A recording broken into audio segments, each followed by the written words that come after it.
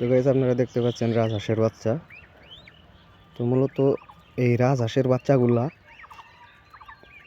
শুধু ঘাসের প্রতি আগ্রহ বেশি, খাবার মেনুতে শুধু ঘাসের প্রতি আগ্রহ বেশি।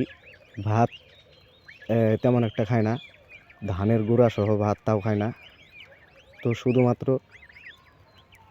এখানে কিছু কিছু করে আমরা ফিড খাওয়াই, অল্প কিছু করে, আর শুধু ঘাস খাওয়াই। আপনারা দেখতে পাচ্ছেন শুধু ঘাস খায়।